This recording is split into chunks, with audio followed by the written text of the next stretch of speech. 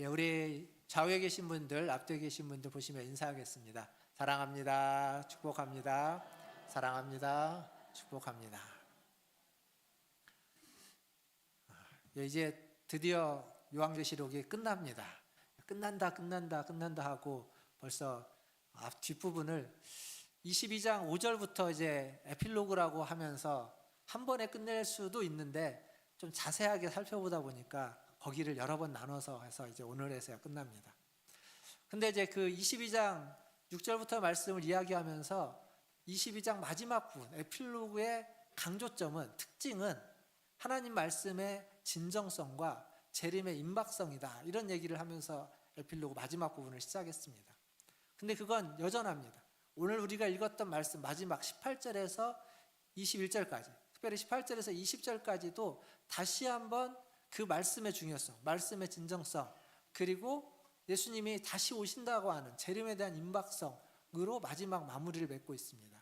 오늘 또 다시 한번 이게 어찌 보면 계시록 전체가 이야기해주는, 사실 저희가 계시록을 벌써 1장부터 22장까지 제가 오늘 보면 알겠지만 36번 나눠서 말씀을 봤는데 다 기억은 안 나겠지만 오늘 이 말씀 하나로, 그리고 마지막에 얘기했던 진정성과 임박성의 이야기로 좀 계시록을 잘 결론 지으면 좋을 것 같습니다. 자, 먼저 18절과 19절을 다시 한번 같이 읽도록 하겠습니다. 두 절인데요, 저와 여러분이 같이 한번 읽겠습니다. 18절입니다. 내가 이 두루마리의 예언의 말씀을 듣는 모든 사람에게 증언하노니 만일 누구든지 이것들 외에 더하면 하나님이 이 두루마리에 기록된 재앙들을 그에게 더하실 것이요, 만일 누구든지 이 두루마리의 예언의 말씀에서 제하여 버리면 하나님이 이 두루마리에 기록된 생명나무와 및 거룩한 성의 참여함을 제하여 버리시리라. 아멘. 사실 이 말씀은 굉장히 무서운 경고입니다. 두루마리의 예언의 말씀, 그 말씀에, 즉 하나님의 말씀이죠. 그 말씀에 무엇이든지 가감하면 안 된다는 거예요. 만약 더하거나 빼는, 가감하게 되면 어떻게 되냐면 두루마리의 예언의 말씀에 기록된 재앙들을 더하시거나, 아니면 두루마리에 기록된 그 생명나무와 그리고 거룩한 성 예루살렘에 참여하면서 제하여 버린다라고 하는 굉장히 무서운 경고의 이야기입니다. 그러니까 너의 마음대로, 너의 뜻대로 이 예언의 말씀을 가감하지 말라라는 이야기입니다.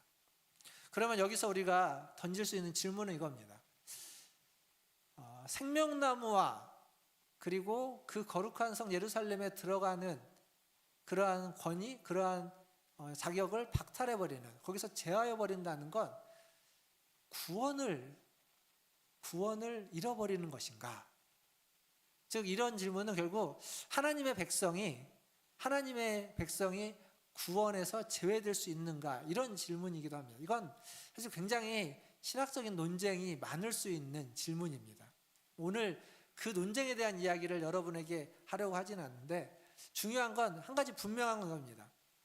하나님의 백성이라고 해도 성경에 있는 말씀, 하나님의 말씀을 잘못 이해하고 해석하고 가르칠 수 있다라는 겁니다.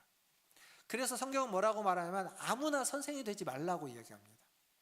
가르치는 자가, 배우는 자도 마찬가지지만 가르치는 자에게 두렵고 떨림으로 말씀을 전하고 가르치라고 하는 이유가 잘못 이해하고 잘못 해석하고 잘못 가르칠 수도 있기 때문에 그렇습니다.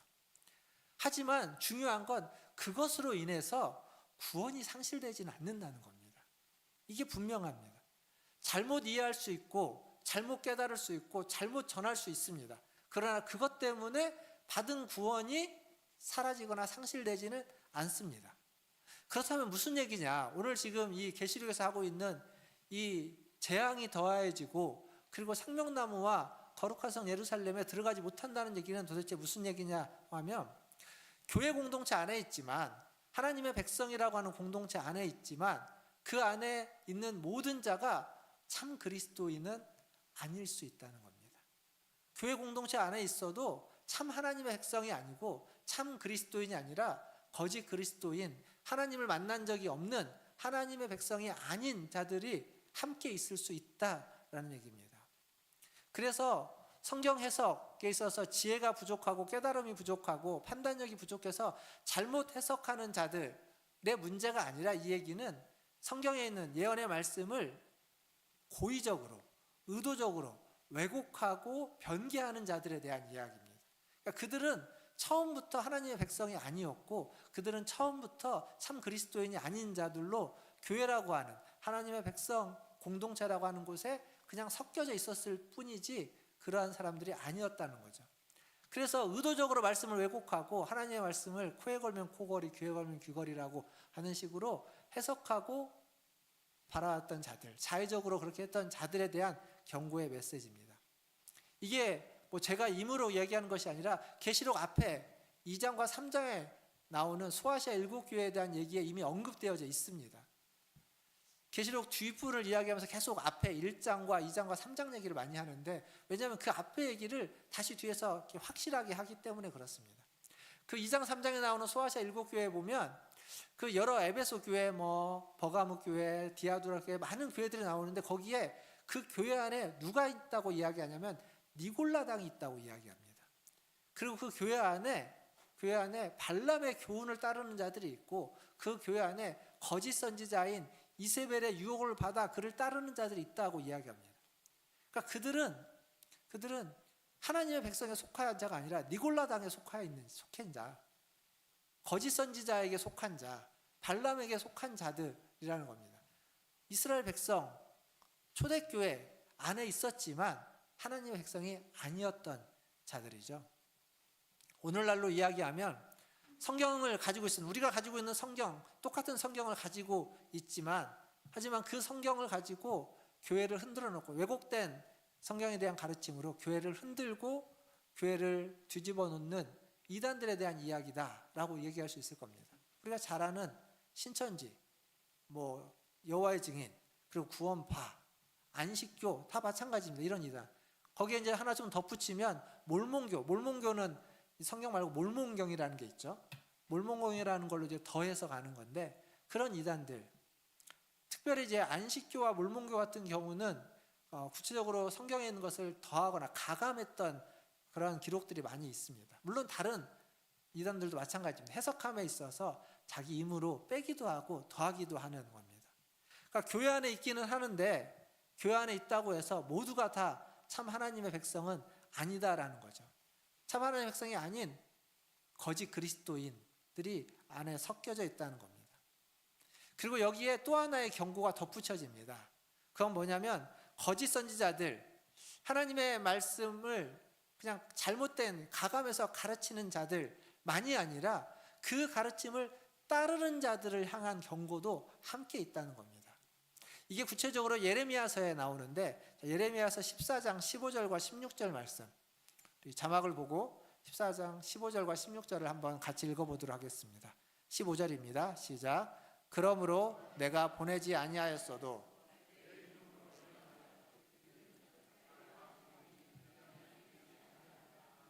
선지자들에 대하여 여호와께서 이와 같이 말씀하셨노라. 그 선지자들은 칼과 기근에 멸망할 것이요, 그들의 예언을 받은 백성은 기근과 칼로 말미암아 예루살렘 거리에 던짐을 당할 것인즉 그들을 장사할 자가 없을 것이요, 그들의 아내와 아들과 딸이 그렇게 되리니 이는 내가 그들의 악을 그 위에 부음이니라. 아멘. 여기 뭐라고 말하냐면, 선지자가 있는데 하나님이 보내지 않았다는 겁니다. 하나님이 보내지 않았는데 하나님의 이름으로 선지자가 와서 예언을 한다는 거죠.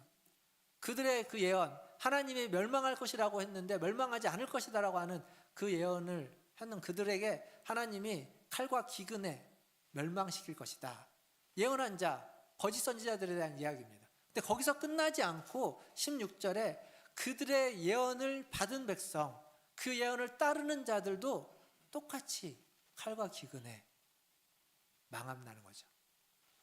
자기만이 아니라 그의 아내와 아들과 딸도 그렇게 된다고 이야기합니다. 그리고 그것을 16절의 마지막에 뭐라고 말하냐면, 그것을 악이다라고 이야기합니다.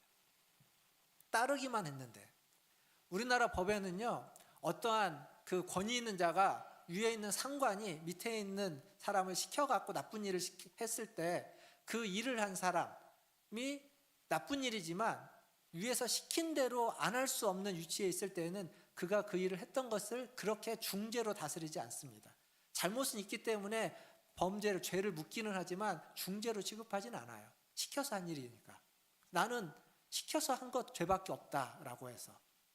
근데 지금 성경은 뭐라고 해야 하냐면, 거짓 선지자의 예언을 나는 듣고 그게 거짓인지 몰라서 나는 따르기밖에 한 게 없다라고 해도 그것을 똑같이 악이다라고 이야기하고 있다는 겁니다. 그러니까 거짓 선지자들만이 아니라 그들을 따르는 자들에게도 동일한 죄를 묻고 있다는 거예요. 제가 설교하면서 많이 이야기하는, 많이 쓰는 단어 중에, 중요하다고 얘기하는 단어 중에 하나가 분별력일 겁니다. 분별력. 지금 그 얘기를 또 해야 됩니다. 우리의 신앙생활에서 분별력이 중요한 이유가 이겁니다. 무턱대고 무분별하게 목사라고, 하나님의 사람이라고 어떤 사람이 이야기하는 것을, 하나님의 이름으로 이야기하는 것을 다 아멘하고 받으면 안 됩니다. 아까 예배 전에 우리가 아멘 하기로 했는데 아멘이 쉽지 않다고, 제가 설교 중에 이제 아멘할 수 있는 기회를 안 만들어 주기도 하죠. 예. 근데 무턱대고 아멘하면 안 됩니다. 듣고 그것이 맞는 얘기인지, 그것이 바른 얘기인지 상고해야 됩니다. 생각해야 됩니다. 그리고 그것이 바른 얘기고 맞는 얘기, 참 하나님의 말씀이라면 거기에 우리의 목숨을 바칠 수도 있어야 됩니다. 근데 그렇지 않은 얘기라면, 잘못된 것이라면, 잘못된 부분이라면 그것에 거리를 둘 수 있어야 되는 겁니다. 여러분, 유튜브를 비롯해서 온라인에 수많은 이야기들이 나옵니다. 수많은 소식들이 있습니다. 그 중에 참도 있지만 거짓도 있다라는 것, 가짜 뉴스가 있다는 것 여러분들이 너무도 잘 아십니다. 며칠 전에 저희 장모님하고 저희 이모님하고 이제 서울에 올라와서 제가 잠깐 라이드를 해드린 적이 있습니다. 그래서 라이드를 해서 이제 용산에서 픽업해서 이쪽으로 모시고 오는데, 저희 아내가 옆에 같이 탔는데 가다가 핸드폰에 갑자기 그 고 김수미 씨의 부고 기사가 떴습니다. 저희 아내가 그 얘기를 딱 하니까 저희 장모님이랑 이모님이 뭐라고 하시냐면, 그거 가짜 뉴스일 거라고. 워낙 가짜 뉴스가 너무 많아서 막 누구 죽었다고 하는데 그 다음날 살아나고 막 그런다고. 그래서 안 믿으시더라고요. 그 앞에서는 바로. 근데 나중에 보니까 진짜 뉴스였잖아요. 그 얘기는 무슨 얘기냐면, 우리가 너무 가짜 뉴스가 많다라는 것을 너무 또 잘 알고 있습니다. 그런데 여러분이 보고 있는 그 뉴스, 확실하다고 하는 그 이야기가 진짜인지 가짜인지 확인해 보십니까? 우리는 잘 확인하지 않습니다. 특별히 신앙 있는 사람들에게는 기도 제목이라는 이름으로 여러분들에게 제공되어지는 어떤 이야기들, 제가 예전에 저한테까지 그게 와가지고 제가 그거 가짜입니다, 그거 아닙니다, 그거 옛날의 이야기입니다, 잘못된 얘기입니다 하니까 지금은 저한테는 안 보내시더라고요. 여러분들끼리는 보내시는지 모르겠는데, 제가 왜 이 얘기를 하냐면, 분명히 기도해서 나쁠 게 아니죠. 기도한다고 뭐 무슨 일이 생기지 않습니다. 좋은 겁니다. 기도하는 건 좋은 겁니다. 하지만 가짜를 가지고 기도하는 건 어리석은 겁니다. 진짜로 기도할 게 너무 많은 거예요. 그래서 진짜인지 가짜인지를 분별하는 분별력이 우리에게는 반드시 필요합니다. 하나님의 이름을 걸고 하지만, 하나님의 이름을 걸고 전하지만 거기에 왜곡된 것이 있을 수 있다는 겁니다. 그래서 결국 신앙은 항상 어디로 귀결되는 거냐면, 겸손한 태도를 가지고 하나님의 말씀, 세상을 향하여서 그것을 분별하는 지혜를 갖는 대로 우리의 신앙은 귀결될 수밖에 없습니다. 겸손함과 분별함이 빠진 어떤 영적인 지식도, 성경적인 지식도 다 어리석은 지식이 될 수 있는 가능성이 있기 때문에 그렇습니다. 영적인 지식, 성경의 지식이 필요합니다. 그런데 겸손함과 분별력이 빠진 채면 그 지식이 우리를 왜곡시키고 우리를 변질시킬 수 있기 때문에, 겸손함과 분별력이 있는 영적인 지식, 성경적인 지식, 그렇게 말씀을, 그리고 세상을 분별해 가시는 저와 여러분 다 되시기를 주님의 이름으로 축원드립니다. 이 얘기는 뭐냐면, 이 경고는 결국 우리에게 있어서 최종적인 권위가 하나님의 말씀, 성경 말씀에 있다라는 겁니다. 그리스도의 신부로 거룩한 성 예루살렘에 들어가는 하나님의 백성으로서 우리가 살아갈 때 우리의 최종 권위는 하나님의 말씀, 성경에 있어야 한다는 겁니다. 그 누구도 자기 입맛에 맞게 그것을 가감해서는 안 된다는 겁니다. 성경 중에 그 모세오경 중에 마지막 권이 신명기죠. 신명기는 보통 율법의 재해석이라고 이야기합니다. 율법의 재진술 혹은 재해석. 이게 무슨 얘기냐면 그 이스라엘 백성이 모세를 따라서 출애굽을 합니다. 출애굽을 하고 그 광야에서 하나님의 말씀, 율법을 받게 되죠. 시내산에서. 그런데 그 광야에서 40년을 이렇게 방황하게 되죠. 40년을 보냅니다. 그리고 이제 40년이 다 끝날 무렵 드디어 이제 가나안 땅에 들어가기 전에 모세가 이스라엘 백성을 다시 모아두고 그들에게서 그 이전에 40여 년 전에 하나님이 시내산에 줬던 율법을 다시 한번 그들에게 선포합니다. 왜냐하면 처음 그 말씀을 들었던 20세 이상의 하나님의 말씀을 분별할 수 있는 자는 광야에서 다 죽었습니다. 그리고 지금 20세 이상이 된 자들은 거기에서 태어난 자들, 그때 그 처음에 그 말씀을 듣지 않았던 자들이기 때문에 다시 그들에게 율법을 재해석하고 재진술해 주는 겁니다. 그 내용이 그겁니다. 하나님이 너에게 약속한 약속의 땅으로 이제 너희가 들어가게 되면 그곳에서 하나님의 말씀, 그 율법을 지켜야 된다. 지키면 복을 받고 지키지 않으면 벌을 받을 것이다. 아주 심플한 내용입니다. 그러니까 하나님의 백성이라 할지라도 하나님의 말씀의 권위 아래 있어야 되지, 그 말씀을 지켜야 되지, 그 말씀을 어기고 그 말씀을 마음대로 가감하면 하나님의 백성이라 해도 벌을 받고 내침을 받게 된다라는 이야기를 하고 있는 겁니다. 우리는 한 나라의 시민이고 한 나라의 국민입니다. 그럼 우리가 속해 있는 이 나라에 법이라는 게 있습니다. 그 법은 모든 사람에게 동일합니다. 그 누구도 그 법을 무시해서는 안 되고 그 법을 마음대로 가감해서 이건 나랑 안 맞아, 이건 뭐 법이 없지만 이건 법으로 할 수 있어 라고 하면서 가감할 수 없습니다. 그렇게 하면 안 되는 겁니다. 그게 그 법의 권위라는 겁니다. 그 법을 가지고 재판을 하는 사람도, 그 판사도, 법관도 그 법 아래에 있지 법 위에 있는 자는 아닙니다. 법을 만드는 국회의원들도 법 아래에 있지 법 위에 있는 사람이 아닙니다. 그러니까 모든 국민은, 모든 시민은 법 아래에 있는 자입니다. 법관이든 국회의원이든 대통령이든 한 기업의 총수이든 아니면 그냥 보통 사람인 우리들도 똑같이 다 법 아래에 있다라는 거죠. 이게 법의 권위라는 겁니다. 그걸 지키라고 있는 거죠. 그 아래에 있다는 건 그것을 지켜야 되는 겁니다. 지키지 않으면 어떻게 되는가? 신명기 4장 2절과 3절에 보면 이런 말씀이 있습니다. 같이 한번 읽어보겠습니다. 신명기 4장 2절 3절 2절입니다. 내가 너희에게 명령하는 말을 너희는 가감하지 말고 내가 너희에게 내리는 너희 하나님 여호와의 명령을 지키라. 여호와께서 바알브롤의 일로 말미암아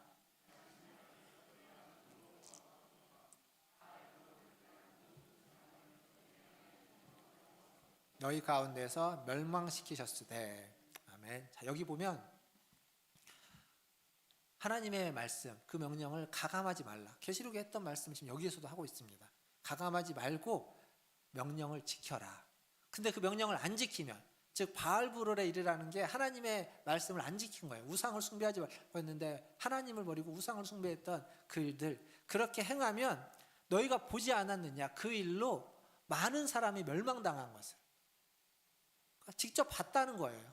봤으니까 그렇게 하지 말라고 지금 이야기하는 겁니다. 하나님이 멸망시켰다는 거예요. 이스라엘 공동체 안에 있었지만, 하나님의 백성이라고 불려지는 자들 안에 있었지만, 출애굽 애굽에서 나온 자들이지만, 그러나 거기에서 그 명령을, 그 하나님의 말씀을 지키지 않으니까, 마음대로 하니까 결국 멸망했다라는 겁니다. 출애굽 때 주어진 율법도, 그리고 지금 사도 요한을 통해서 우리에게 얘기되어지고 있는 예언의 말씀도 똑같은 하나님의 말씀입니다. 가감해서는 안 되는 하나님의 말씀이라는 거죠. 말씀을 가감하지 말라. 가감하지 말라는 게 그냥 놔두라는 얘기만은 아닙니다. 그냥 놔두는 것이 아니라 그 가감하지 않는 그 말씀을 듣고 그 말씀의 권위를 인정하고 그 말씀을 따라 지켜 살아라라는 얘기입니다. 그러니까 나는 가감 안 해라고 하면 말씀은 저기다 놔두고 말씀과 상관없이 막 살아가는 것이 아니라 그 말씀을 듣고 그 말씀을 지켜 그 말씀에 순종하라. 그게 지금 이 얘기입니다. 말씀의 권위 아래에서 살아가는 것. 살다 보면 말씀을 지키다가 어떤 불이익을 당할 수도 있고, 말씀 때문에 고난을 당할 수도 있고, 말씀 때문에 어려움을 당할 수도 있고, 말씀 때문에 손해를 볼 수도 있지만, 그럼에도 불구하고 그 말씀을 지키려고 애써라. 지금 그 얘기입니다. 사랑하는 성도 여러분, 이렇게 하나님의 말씀의 권위 아래에서 그 말씀을 지키기 위해서 힘쓰고 애쓰시는 우리 문화전제일교회 성도들 다 되시기를 주님의 이름으로 축원드립니다. 이제 오늘 본문 20절 말씀을 읽겠습니다. 20절입니다. 같이 읽겠습니다. 이것들을 증언하신 이가 이르시되 내가 진실로 속히 오리라 하시거늘 아멘. 주 예수여 오시옵소서. 다시 한번 읽겠습니다. 이것들을 증언하신 이가 이르시되 내가 진실로 속히 오리라 하시거늘 아멘. 주 예수여 오시옵소서. 아멘. 이제 마지막 성경에 기록된 주님의 마지막 말씀입니다. 속히 오리라. 내가 진실로 속히 오리라.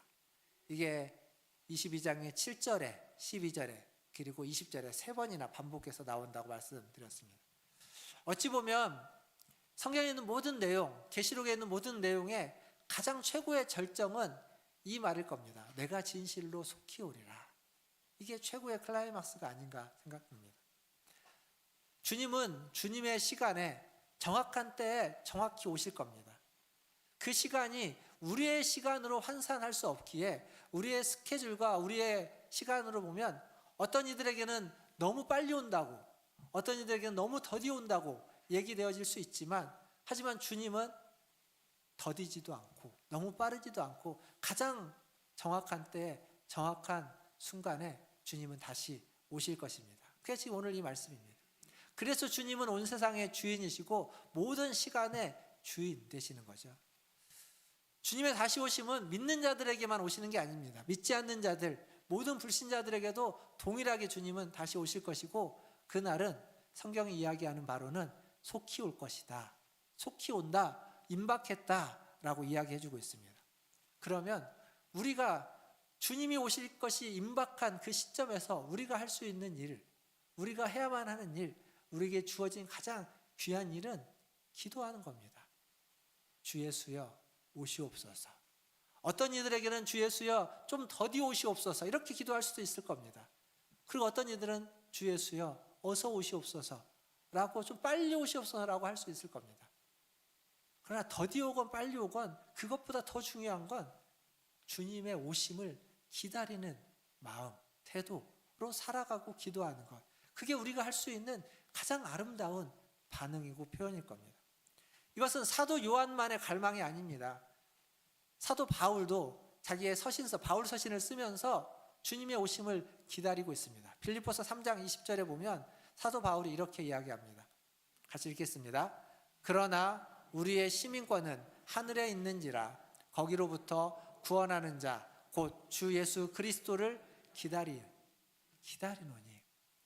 시민권은 하늘에 있지만 아직 이 땅에 살고 있기에 그 하늘에 계신 주님이 다시 올 것을 기다리고 있다는 겁니다.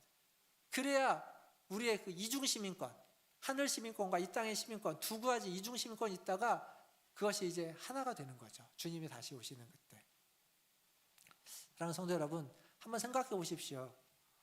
우리와 달리 지금 이 계시록의 말씀을 받아서 읽고 있는, 듣고 있는 그 초대교회는 1세기 말의 교회입니다. 1세기 말의 초대교회는 황제 숭배의 그 위험 앞에, 그 유혹 앞에 놓여져 있습니다.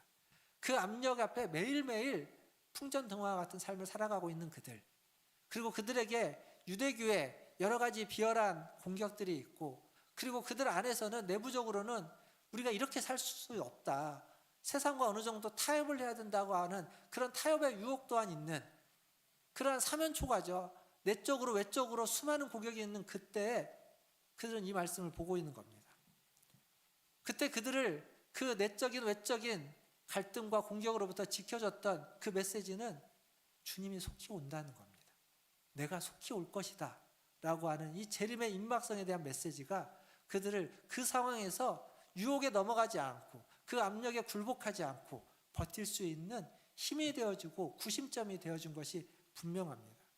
사랑하는 성도 여러분, 주님의 재림에 대한 약속, 그 갈망은 결국 하나님의 말씀을 지키고자 하는, 그 말씀을 가감하지 않고 그 말씀에 순종하고자 하는 그러한 삶으로 우리를 이끌어 가실 것이고, 그렇게 깨어서 말씀을 지키려고 할 때, 기도하는 삶을 살려고 할 때 우리를 방종케 하지 않고, 그리고 더 나아가서 율법주의의 그런 왜곡으로부터 우리를 막아주실 겁니다. 지켜주실 겁니다.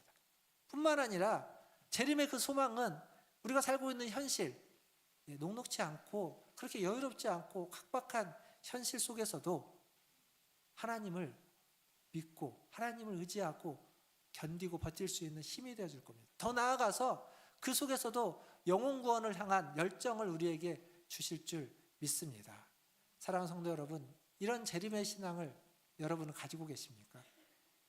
여러분의 신앙을 한번 보십시오. 내 신앙이 과연 주님이 오시는 것을 얼마나 간절히 고대하고 있는가? 나의 믿음이 주님이 오기를 얼마나 갈망하고 있는가? 주님이 빨리 오셨으면 좋겠다고 열망하고 있는가? 아니면 조금만 있다가 오시기를 바라고 있는가? 그래도 안 오시기를 바라는 것보다는 그것이 나은데요. 하지만 우리가 정말 주님을 갈망하고 있는가? 요한계시록의 이 마지막 말씀, 요한계시록의 마지막 말씀이자 어쩌면 신구약 성경의 마지막 이야기는 바로 이 재림에 대한, 재림 신앙에 대한 갈망과 열망을 우리에게 촉구하는 이야기입니다. 저와 여러분, 우리 모두가 그러한 주님이 다시 오실 것을 기대하고 고대하는 재림의 신앙을 갈망하고 열망하시기를 주님의 이름으로 축원드립니다. 이제 말씀을 맺겠습니다. 모든 편지는요, 마지막에 마무리 인사말을 하죠. 요한계시록도 편지입니다. 그래서 마지막에 21절에 인사말이 있습니다. 주 예수의 은혜가 모든 자들에게 있을지어다. 아멘. 마지막 인사말이죠. 은혜가 있다. 은혜가 모든 것을 다 이겨냅니다. 모든 상황을 견디게 하는 건 주님의 은혜라는 이야기입니다. 고난도, 고통도, 어려움도 견딜 수 있도록 해주는 건 주님의 은혜입니다. 주님이 주시는 은혜, 주님이 주시는 그 은혜가 아니면 어쩌면 내게 있는 믿음과 인내만으로는 앞에서 이야기했던 재림의 신앙을 고수하고 하나님의 말씀에 온전히 순종하는 건 불가능할 겁니다. 내 믿음과 내 인내만으로. 그러나 주님이 주시는 은혜가 나의 믿음을 감싸고 주님이 주시는 은혜가 나의 인내를 충만케 할 때, 그때 우리는 그 주님이 주시는 은혜로 말미암아 말씀에 순종하고 재림을 고대하면서 오늘 하루를, 매일매일을 살아갈 수 있는 줄 믿습니다. 사랑하는 성도 여러분, 그리스도인은 어떤 사람이냐? 그리스도인은 하나님의 말씀에 모든 것에 권위를 두는 자, 하나님의 말씀 아래에, 그 권위 아래에 모든 것을 두는 자들입니다. 어떤 다른 권력도, 어떤 다른 힘도, 어떤 다른 사상과 다른 주의도 하나님의 말씀 위에 있을 수 없다는 겁니다. 그러기 위해서 하나님의 말씀을 우리는 제대로 알고, 제대로 배우고, 제대로 읽고, 제대로 묵상해야만 한다는 겁니다. 그 어떤 헛된 가르침에도 미혹되지 않기 위해서 하나님의 말씀을 더욱 힘써 읽으시고 배우시고 묵상하시는 저와 여러분 다 되시기를 주님의 이름으로 축원드립니다. 오늘은 이렇게 아멘할 기회가 참 많네요. 제가 설교 중에 이렇게 많지 않았는데. 두 번째로 또 하나, 그리스도인은 하나님의 말씀을 권위 아래서 살아가는 사람일 뿐만 아니라 그리스도가 다시 오실 것, 재림을 기대하고 고대하면서 살아가는 사람입니다. 그래야만 현실의 삶에서 어려움을, 현실의 삶에서 너무 좋아가지고 주님이 다시 오시지 않기를 바라는 그러한 또 헛된 어떤 생각들을 더 버릴 수 있기 때문에 그렇습니다. 우리의 갈망, 바람, 수많은 욕구가 있고 갈망이 있지만 그 모든 열망보다, 그 모든 바람보다 주님이 다시 오시기를 바라는 그러한 마음이 우리의 현실 속에서 그 현실에 매이지 않고 현실을 이겨내고 극복하는 삶을 살게 해주실 줄 믿습니다. 주님의 말씀대로 세상의 모든 것들은요, 다 지나갈 것입니다. 영원한 게 없습니다. 주님이 다시 오시면 이 세상에 있는 모든 것들은 다 지나가고 다 새롭게 바뀔 겁니다.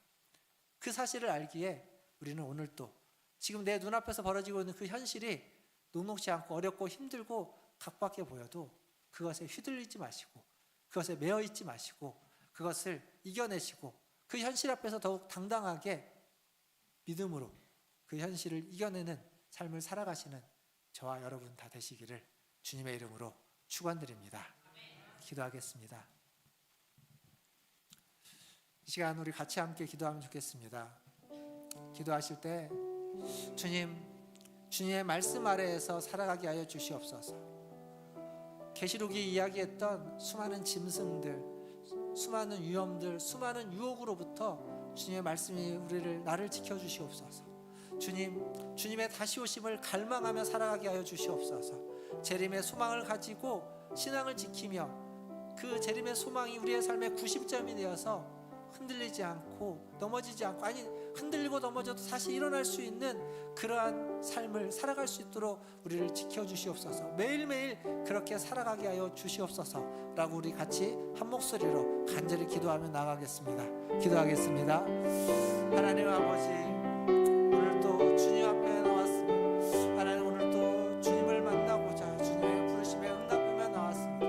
하나님, 이 주일이지만 아버지 하나님, 어떻게 주의 말씀으로 말미암아 새로워졌던 시간, 그 내적인 변화와 깨달음을 얻던 시간에 하나님, 우리가 다시 모여서 주님의 말씀을 들으며 우리를 돌아봅니다. 주님의 말씀의 권위 아래 살아가게 하여 주시옵소서. 아버지 하나님, 그 주님의 다시 오심을 소망하고 열망하며 살아가게 하여 주시옵소서. 모든 것들의 위에 주님의 말씀이 있음을 알고 그 말씀 안에서 그 말씀을 지키며 말씀에 순종하며 가감하지 않고 살아가게 하여 주옵소서. 더 나아가서 주님의 다시 오심을 기대하고 소망하고 기대하면서 살아가는 하나님, 우리 모든 성도들 되게 하여 주시옵소서. 주님만을 바라봅니다. 주님만을 의지합니다. 하나님, 주님의 뜻을 구합니다. 매일매일 주님의 오심을 소망하며 하나님 믿음으로 살아갈 때 주님 우리를 지키시고 우리를 인도하시고 우리에게 힘을 주시고 힘을 쏟게 하여 주시옵소서. 아멘. 하나님, 오늘도 주님의 부르심에 응답하여 주의 전에 나와 주님을 예배합니다. 우리의 예배를 받아주시옵소서. 하나님, 오늘도 예배 가운데 우리에게 말씀해 주시는 그 주님의 말씀을 듣고 그 말씀을 분별케 하시고 그 말씀을 따라 지키며 그 말씀의 권위 아래서 살아가게 하여 주시옵소서. 세상의 그 어떤 것도 하나님의 말씀의 권위 위에 두지 않게 하여 주시고 하나님의 말씀의 권위 아래에서 그 말씀을 따라 살아가는 그러한 삶을 살게 하여 주시옵소서. 그 삶에서 하나님, 주님의 다시 오심을 소망케 하여 주옵소서. 주님의 다시 오심을 기다리고 열망하고 갈망하는 하나님, 우리들 모두가 되게 하여 주시옵소서. 그래서 이 현실의 삶이 어렵고 힘들고 지칠 때에 아버지 하나님, 주님의 다시 오심을 고대하면서 눈물을 닦고 다시 당당하게 살아가고 현실을 이겨내고 현실을 극복할 수 있는 힘을 얻게 하여 주시고, 하나님, 그 현실에 요동치는 가운데서도 흔들리지 않고, 아니 흔들려도 넘어져도 오뚜기처럼 다시 일어날 수 있는 힘을 주님이 다시 오실 것이다, 속히 오실 것이라고 하는 이 말씀을 믿는 믿음으로 얻게 하여 주시옵소서. 오늘도 우리와 함께 하신 하나님, 우리의 예배 가운데 말씀하시고 우리를 지키시고 우리를 인도하시고 우리에게 곧 다시 오실 주님을 바라보고 주님을 의지하며 우리 구주 예수님의 이름으로 감사하며 기도하옵나이다.